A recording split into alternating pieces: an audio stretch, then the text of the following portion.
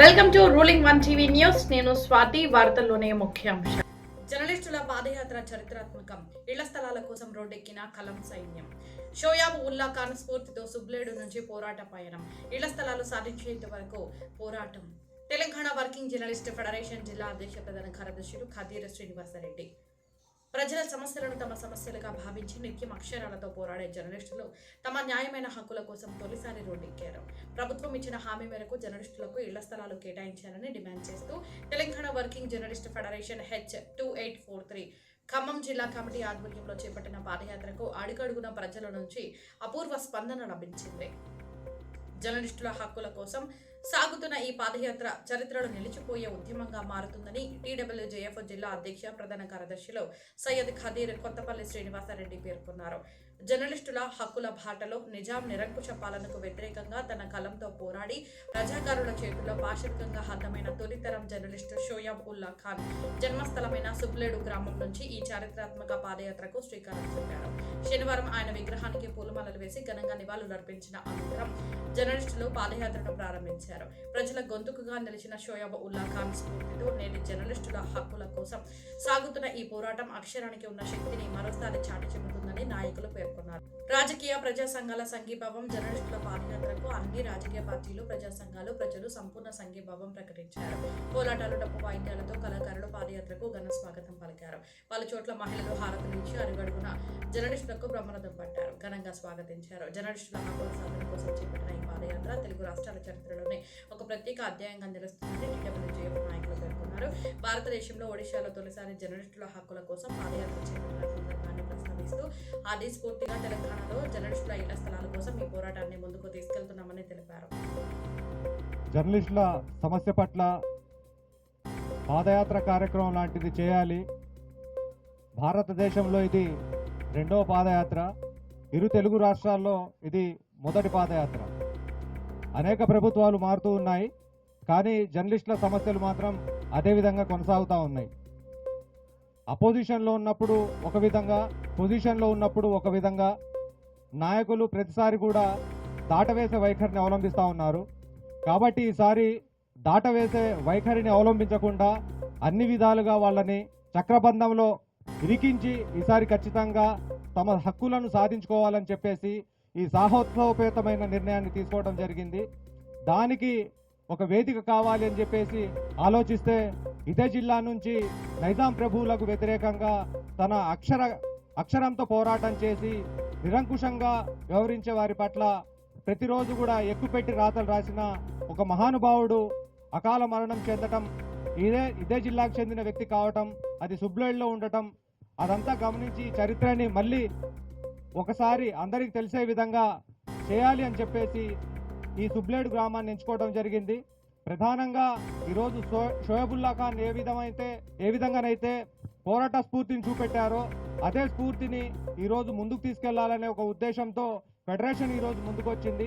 కాబట్టి మండల కేంద్రాల్లో ఈరోజు పాదయాత్రను కొనసాగించి నాయకులకు కనువిప్పు కలిగే విధంగా చేయాలనేదే మా ఉద్దేశం.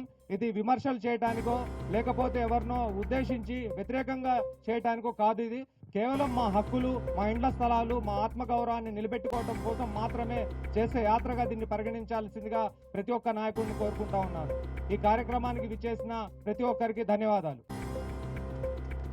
సభకు నమస్కారం అండి. ఈ పాదయాత్రని మొదలు పెడుతున్న యూనియన్కి, ఖదీర్కి అభినందనలు అని చెప్పడం తప్పవుద్దండి. ఎందుకంటే ఇది అభినందనలు చెప్పుకోవాల్సిన విషయం కాదు, ఇది ఒక విషాద సందర్భం. ఒక హక్కుని సాధించుకోవాల్సిన పరిస్థితుల్లో దానికోసం పోరాటం చేయాల్సి రావడం అనేది చాలా విషాదం. పైగా ఇందాక ఖదీర్ చెప్పినట్టుగా నేను ఇటువంటి సభల్లో, ఇటువంటి పోరాటాలు ప్రారంభమవుతున్న అనేక సభల్లో నేను మాట్లాడి ఆ పోరాటాల్లో నేను పాల్గొనడం జరిగింది. అది మరీ విషాదం. ప్రధానంగా ఏదైనా సరే ఇప్పుడు మనం పోరాటం చేయకుండా వచ్చేది ఏదీ లేదు. ఖచ్చితంగా పోరాటం చేసి మాత్రమే సాధించుకోవాలి. ఆ పనికి ఖదీర్ మొదటి అడుగు వేసినందుకు ఆ ప్రతి అడుగు, ఆ అడుగుల ధ్వని అటు మంత్రులకు కావచ్చు, ఇటు ప్రభుత్వానికి కావచ్చు, ఇటు అధికారులకు కావచ్చు వినపడి జరగాల్సిన కార్యక్రమం ఏదైతే ఉందో అది జరిపిస్తారని నిజంగా ఇందాక ఎవరో చెప్పినట్టు పెద్ద విషయం ఏం కాదు. పొంగులేటి శ్రీనివాసరెడ్డి తలుచుకుంటే ఇక్కడ ఉన్నటువంటి ఖమ్మం జిల్లాలో ఉన్న విలేకరులకు ఇళ్ళు ఇవ్వడం, ఇళ్ల స్థలాలు ఇవ్వడం అనేది పెద్ద విషయం కాదు. వాళ్ళు తలుచుకోరు అంతే. తలుచుకోకపోవడం వల్లనే ఇది జరుగుతుంది. దీంతో పాటు నేను ఇక్కడ ముగించే ముందు ఇంకొక చిన్న విషయం చెప్పదలుచుకున్నాను. ఇది ఒక యూనియన్ చేస్తుంది అని అనుకోని ఆ యూనియన్కి మాత్రమే సమస్యను వదిలేయకుండా, ఎందుకంటే ఇది యూనియన్ సమస్య కాదు, జర్నలిస్టుల సమస్య.